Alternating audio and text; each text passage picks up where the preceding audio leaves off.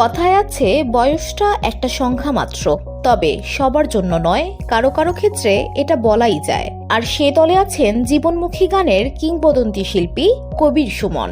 বয়সকে উপেক্ষা করে প্রেমের উচ্ছ্বাসে ৭৫-এও উদ্দীপ্ত এ গায়ক ভালোবাসা দিবসে প্রেমিকাকে সামনে এনে আবারও জানিয়ে দিলেন প্রেমের কোনো বয়স নেই।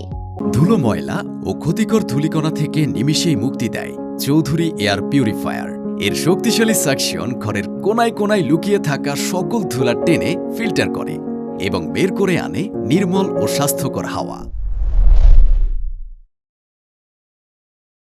শুক্রবার ১৪ ফেব্রুয়ারি ফাল্গুনের সকালে নিজের ফেসবুক অ্যাকাউন্টে একটি ছবি পোস্ট করেন তিনি। ছবিতে দেখা যায় সেলফি তুলেছেন এক নারী, আর পেছনে দাঁড়িয়ে কাঁধে হাত রেখে মুগ্ধ নয়নে তাকিয়ে আছেন কবির সুমন। ছবির ক্যাপশনে তিনি লেখেন, আমাদের ভালোবাসা দিবস। ছবির নারীটি সৌমি বসু মল্লিক। কবির সুমনের এ পোস্টের উত্তরে তিনি লেখেন, আমি তোমায় ভালোবাসি। এরপর থেকে এই যুগলকে শুভেচ্ছায় ভাসাচ্ছেন অনুরাগীরা। শুভেচ্ছা জানিয়েছেন বাংলাদেশি গায়ক আসিফ আকবরও। ১৯৬৯ সালে ভয়েস অব আমেরিকায় কাজ করার সময় ওপার বাংলার সোফিয়া নাজমা চৌধুরীর সঙ্গে ঘনিষ্ঠতা বাড়ে কবির সুমনের। পরে কলকাতায় ফিরে তিনি তাকে বিয়ে করেন এবং ধর্মান্তরিত হন। এরপর তারা জার্মানিতে পাড়ি জমান, যেখানে তাদের সম্পর্কে চির ধরে। সোফিয়ার সঙ্গে বিচ্ছেদের পর মারিয়া নামে এক নারীর সঙ্গে সম্পর্কে জড়ান সুমন, কিন্তু সে সম্পর্ক সুখের হয়নি।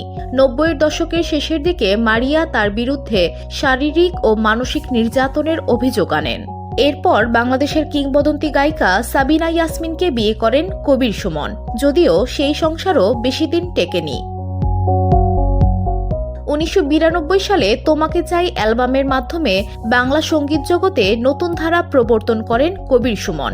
জীবনমুখী গানের পথিকৃৎ হিসেবে দুই বাংলাতেই তুমুল জনপ্রিয়তা পান তিনি। তবে সময় যতই পাল্টাক, প্রেমের ব্যাকরণ তার জন্য যেন বরাবরই একই থাকে। বয়সকে অগ্রাহ্য করে এবারও ভালোবাসায় মজেছেন কবির সুমন। তাই তো তার ভাষ্য, আমাদের ভালোবাসা দিবস। VOD Bangla news desk.